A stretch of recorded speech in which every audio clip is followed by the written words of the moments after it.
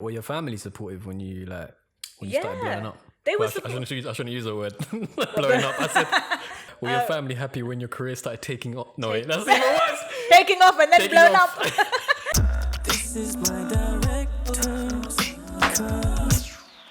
Bismillah, it's Mistah Islah. You are listening to the Director's Cut podcast on the CS Network, where we talk all things ethnic within the entertainment industry.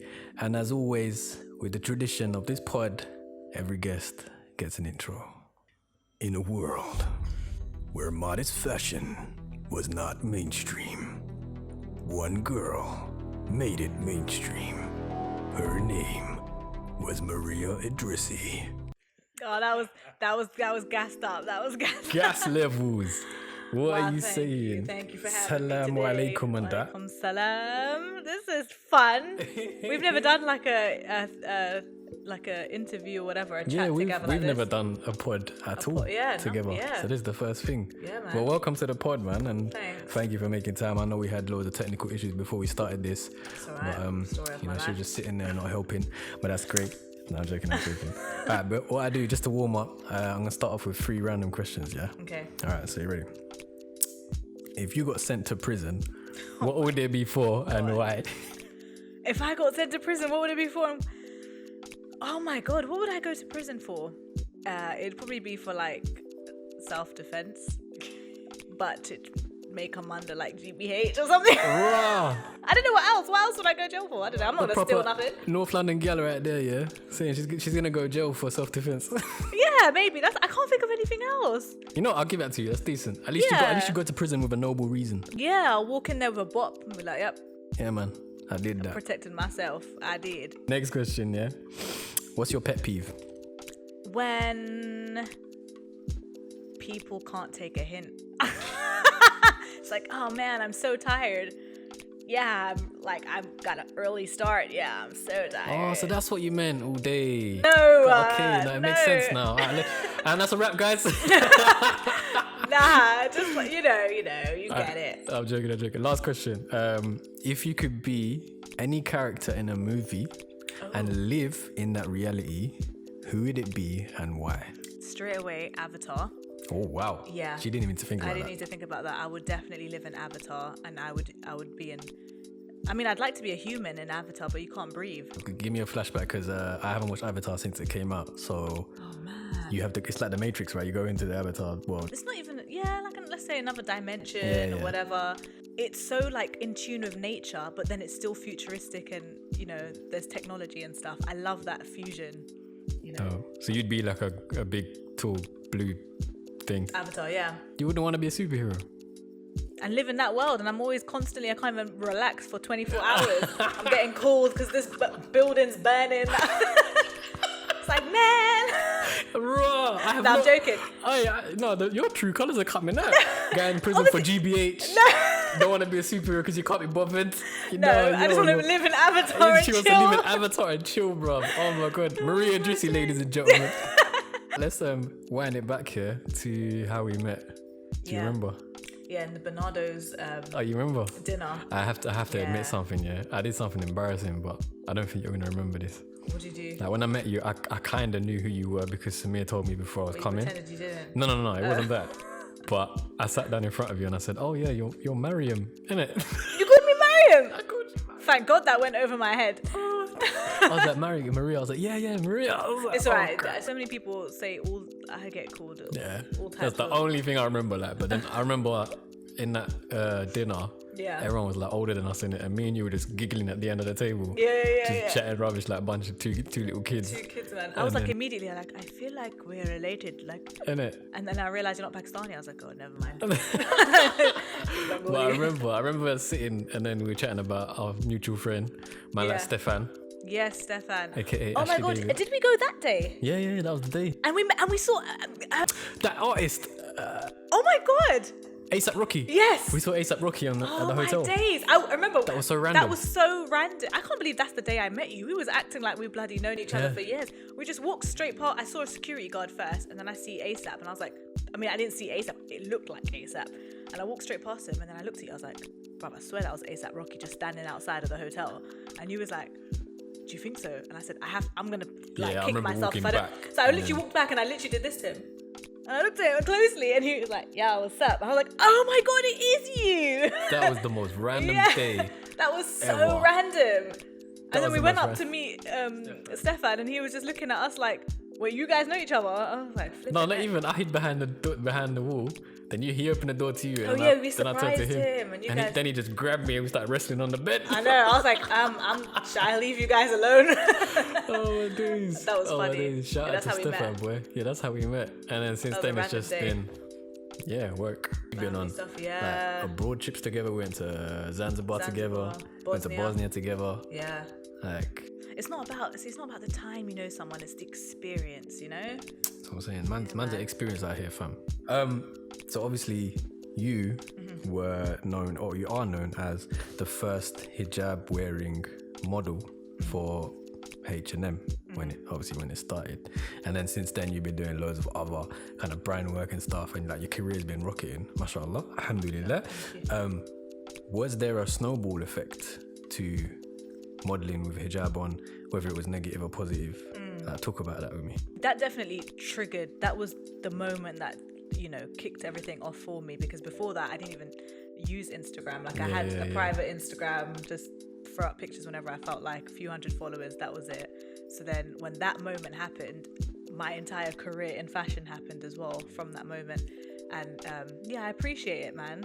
You know, like, I know sometimes people feel a type of way when they get kind of dropped in the ocean in like some moment that happens in their life, and then they sometimes resent it because it's like they weren't planned, they weren't ready, they didn't get support. But for me, it's like, you can't be ungrateful, because you only feel like that now because you've been in the industry for years, and the entitlement has kind of creeped in.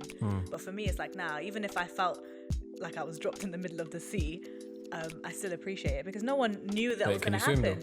Yes, I can. I had to check it swimmer. if you got dropped in the sea. Yeah. So it's like, I appreciate that moment. Were your family supportive when you started blowing up?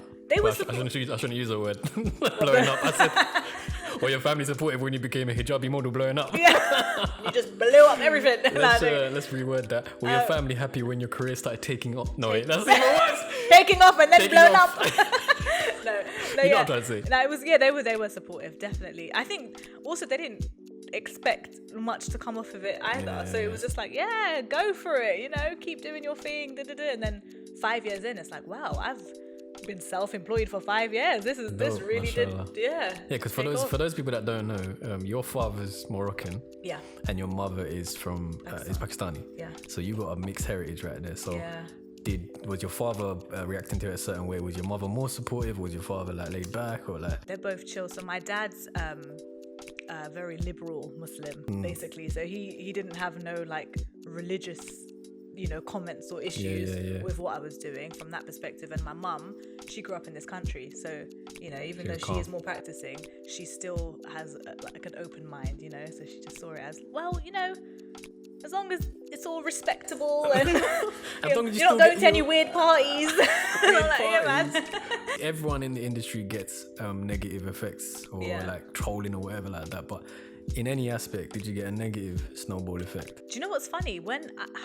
It's amazing, because when I first started, I didn't give a damn. I genuinely did not care, because I wasn't in that world. So I've never experienced trolling or whatever. Like, I've had one experience of minor bullying in school, which got resolved the same day. So it wasn't really that deep. That's the one you would have went pen for, isn't it? Yeah, that's what I was. That's the one I called my cousins for. I was like, I can't do this on my own. Maria GBH Idrissi. No. So obviously, I'd never experienced like that kind of, you know, hate and stuff from online. So it went over my head, because I wasn't looking for it. You know, I wasn't online like that. It would only be through maybe what people are saying, like, oh my God, how are you dealing with all the thing? I'm like, what they said about me? And it's like, what? She said what? Oh, he said what? Yeah, I had no idea.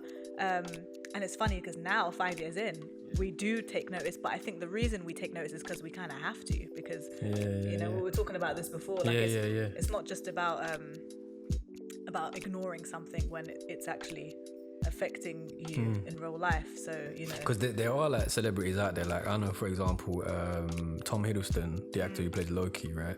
He doesn't look at positive or negative things about him on the internet. Yeah, I don't either. He to be literally honest. just acts, does the movie, goes to the press releases, the junkets, does the interviews, and goes on. Yeah. And he just focuses on the art. Yeah. Angelina Jolie doesn't watch a single movie she's in, apart from Shark Tale. Do you know what's so funny? Oh my god, I hate watching myself back. So like even like my TED talk, I think I had to because I was doing a talk and I had to watch the video before I went into the talk. Hold on, pause on that. Yeah, she did a TED talk. just saying, innit? Big up. Even that's the only, I think, full video of myself that I've watched from like start to finish of a talk, because I don't like it. I think with a TED talk, you'd have to watch it back, man, because like you're on a big stage. Now I watch it back, I'm like, oh. Yeah, obviously, I think when everyone watches back their stuff from like 5 years ago, even me, if I look at the first episode of Corner Shop, yeah, you I'm grow. cringing. That's the thing. You're constantly like yeah, I growing. grew, man. My belly grew, everything grew, bro. Yeah, you constantly like in this space. Even I've only been around like 5 years, but still, I've done time. Done bits. I've done bits. I've done yeah, bits. I've done bits. But the amount of growth that can happen in 5 years, not just personally from yourself, but also because society changes. Yeah. So we're adapting as well to that. You know. Yeah. So everything is a constant growth. It's one thing watching yourself back though, yeah. But you and me have one thing in common. We're both voice actors. Yes. So you do a bunch of impressions, I do a bunch of impressions. Yeah, man. We should actually do like an impression war. We need to do a video for that. We should actually do one on the podcast. Do your most favorite impression. Oh no, I don't have a favorite one. Do one off the top of your head. To be honest, my Indian one is always my go-to, isn't it? It's always my go-to. Do your Maria Gonzalez. Oh my god, you want me to do Maria Gonzalez? Okay, so I have many experiences with Maria. Do you know what one I love when you do? The Australian one. That Australians, it's right off the cuff, this one. You know, I would love to do a whole movie with this voice. And What? Jason Statham. So, yes. right, we're here in a podcast. Don't make me repeat myself. It's so good. It is so on point. No, but like It's going so off the on back of your voice acting, right? Yeah. So if you can't watch yourself on screen, would you listen back to yourself? Like if you were in an animated movie? Oh yeah. That's 100%. I'd be excited for that because it's scripted. Yeah. I don't see my face. You know, like I think acting would be different because it's a movie. Because you do a bit of acting with me when we do Halalians. Yeah, like I can watch acting. Yeah, when you was in Corner Shop with me. Yeah. Like you've done a bit of acting here and there. Yeah. Let's say if you was in an animated movie now that's out, which character would you be? I would love to be like a talking animal. Yeah. I've already done that actually slightly. I did for BBC. You did? Oh yeah, you did Hamza's Pussycat series. Yeah. I played a dog. You played a dog? Was it I played a dog, yeah. Oh, Ron, you played a kutta? Yeah. Oh, I I don't played remember. a little dog. I remember you said something like, what grand, bruv? You were like a rude girl, Yeah, a little innit? hood rat dog. A hood rat dog. Yeah, I don't. Go What on, animal would you 100%. play? What animal would you voice? Out of every animal. Yeah, every what animal on would the I planet. love to do? Yeah. What voice would suit Mariah Idrissi as an animal from Madagascar? Oh my god. An animal that commits GBH. No, do you know what it'll probably be? It'll probably be some type of bird. A bird? Some For type real? of bird. Yeah, I know it sounds boring, but like I'm talking about like Like a peacock. yeah, some type of funny bird. You know, like a I feel like a peacock would suit you, you know? yeah, maybe like a peacock or a flamingo. A flamingo. What would you do? If I was an animated character, or as an animal, Yeah. I don't know, what would suit me? Because the thing is, if you're gonna like, because they animate your face as well, innit? Yeah, that's when what you're I was acting. trying to look at. I don't know what. Because I know I look like an angry bird. A lot of people say I look like an angry bird, like Yeah. the yellow one. So I'll probably be in an Angry Birds movie. You'd as be the an angry bird. the Yeah, yellow that makes Angry Bird. sense. Yeah, I that think makes sense. I got a actually. nose in it like that. That nose. The sharpness. Yeah. There's a lot of people out there. I'll say a lot of sisters out there who would probably wish to kind of be following in your footsteps, inshallah, or like pursuing a career similar to yours, but maybe they're wearing hijab and they're scared that this industry or this career might not be for me. Like, would you be able to say, yeah, can you still be successful wearing the hijab in this industry, or would you feel pressure to take it off for a certain reason? What would you say? You can definitely wear hijab and be in the entertainment industry. I think you really need to, and this is regardless of what religious background you are, I think you need to be a very grounded person to be in this kind of industry, because it's not, obviously it's not a conventional 9-to-5 lifestyle, you know, and also there are going to be constant tests, because, you know, especially if sometimes it's not intentional, sometimes it's just ignorant. Like, I've gone to shoots and it's like they've given me a skirt, it's like up to my knees. I'm like, bro, I can't I can't wear the skirt, you know. And it's not intentional. It's not to be like, ooh, let's see, you know, if we can tempt her. It's like, it's just, oh sorry, I thought it's modest to them, you know. Fair enough. So yeah, you definitely have to be grounded. You have to have your morals straight and stuff, and you can't change in terms of those beliefs. You have to stick to your truth, because, like I was saying, society constantly is changing around us, and as much as we can adapt to certain things, but the minute we adapt to things that are now compromising our morals, like, you're no longer a leader to me anymore. You're no longer someone that I can look up to as a role model, because unless you change for the better, obviously that's different, but if it's for the worse, it's like, I can't really, you know what I mean?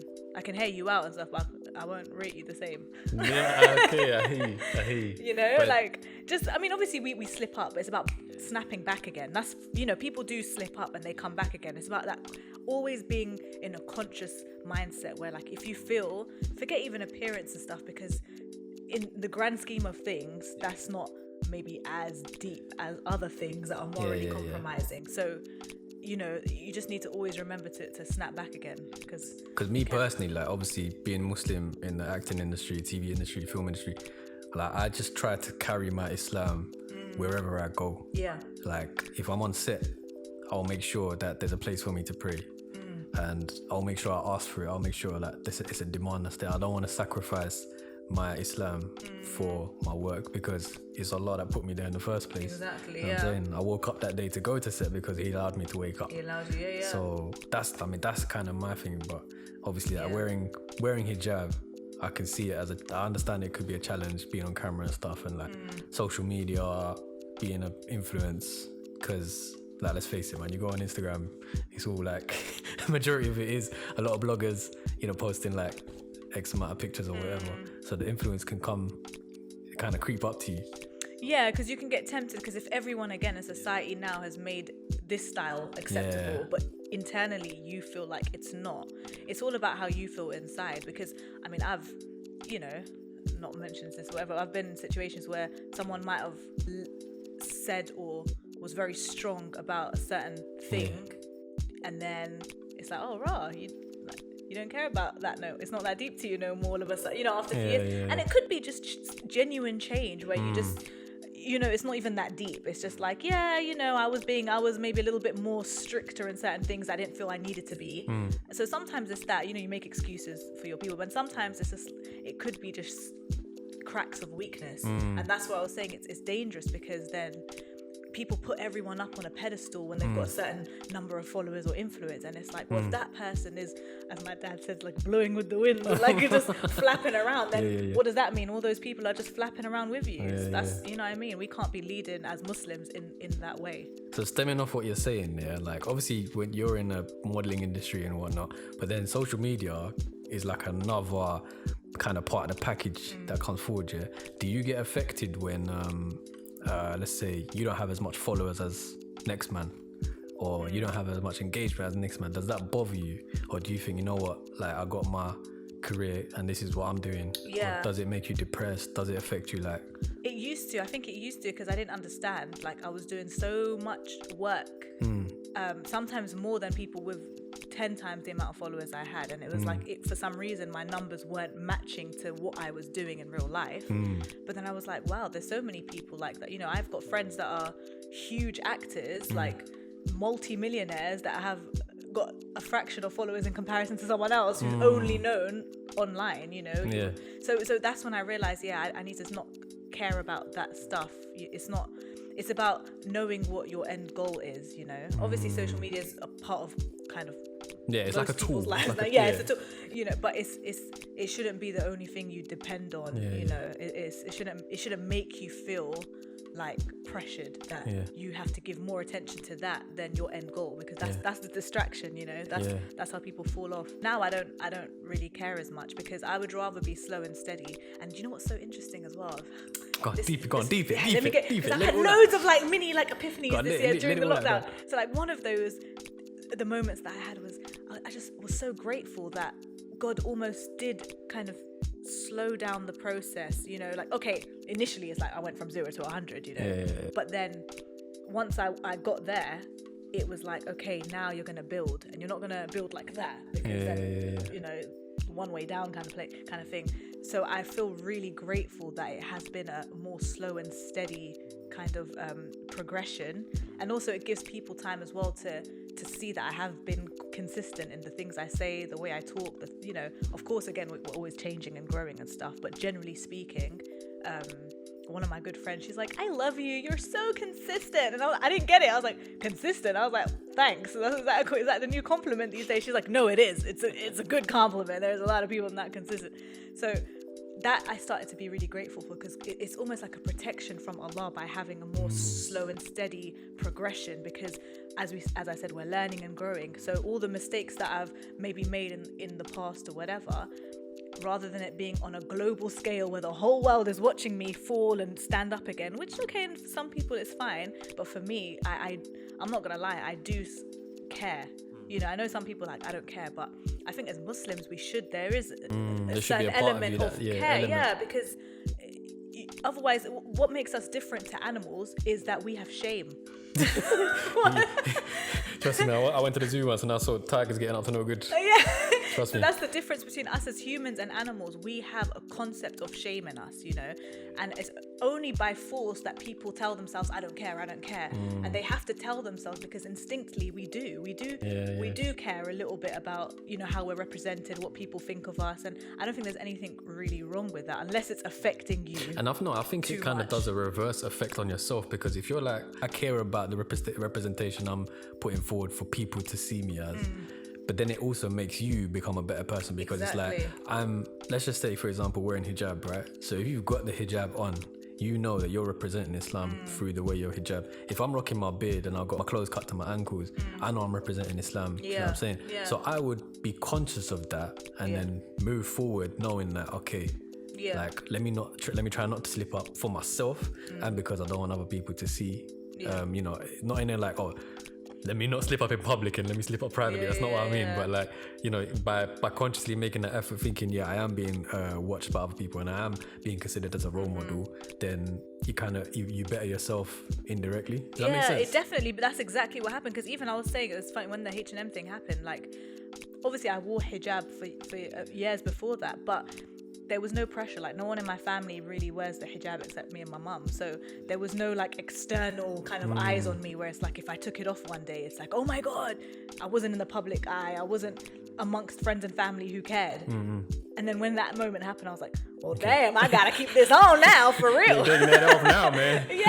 But it's good. I embraced it. I didn't see that as like, oh my God, this is so much pressure and I hate it. And because that's what happens a lot of the time, people, because they can't maybe keep up with a certain lifestyle, they then find excuses within that ruling to justify it, so they don't feel bad. Whereas me, I would rather go through the feeling bad and improve and jump back up again and improve myself, or at least say I've acknowledged it and I'm trying to do better, than to be like, well, anyway, according to this, I don't really have. It's like, no, let's like, not. Let's trying not to justify it and stuff, like a courtroom. Yeah, exactly. Let's not get blasphemous now, guys. You know. I hear you.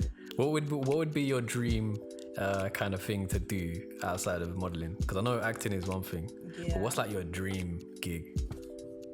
Do you know what? Even with acting, I'll be real. Like, I'm not. I used to do drama, and I loved acting and stuff. I love going into characters. You know, I do voiceover acting. I love that world. But I love like being a Muslim and wearing hijab more. So you're gonna make me cry. I know. I do. So for me, it's like, okay, cool. Either I can be like a real niche in that industry, because let's be real, you know, not every director is going to take into consideration she wears a hijab and we must tailor make this role for Mariah Idrissi, you know, and I don't expect that either. So it's either I continuously make my own stuff, which I mean, actors don't only act in their own movies. You know, you're an actor, you get hired for jobs. So that's not really an option for me. And then, so you just want to be a peaceful Muslim in the Avatar world? yeah, it's. I love the idea of just making films more behind the scenes. You know, writing. I did English and history because when I realized that wearing a hijab is going to hinder me as an actress, it was like, okay, well, I still love the film world. You can make films. I can make films then, and you know, That's if there dope, are roles that I can write myself into, then great. You know, do a little Stan Lee kind of cameo here and there. But if I can't, then that's fine as well, because for me, what's more important is the actual film itself than my face in it. You know. That's humble, man. Yeah, but I like voiceover acting. That one, there ain't no excuses, y'all. You know what I'm saying? Like my face ain't in it. So even me personally, acting was like just to kind of get me in the forefront. I love playing characters, but then it was the writing, it was the you know, the editing and the cinematography that fascinated me. Exactly, and telling our stories as well, stories that we want to tell. That you can't keep expecting everyone else to, you know, tell our stories, and then we criticize them when they do it wrong. So it's like at least. So inshallah, do you want to be put in a position, or do you want to work your way up to a position where you can tell Muslim stories? Yeah. So not just Muslim stories, even just interesting stories that like are not told. So untold stories, literally just sharing whether it's cultural, whether it's religious, whether it's fictional, but it's just I've created something that can relate to my community, you know.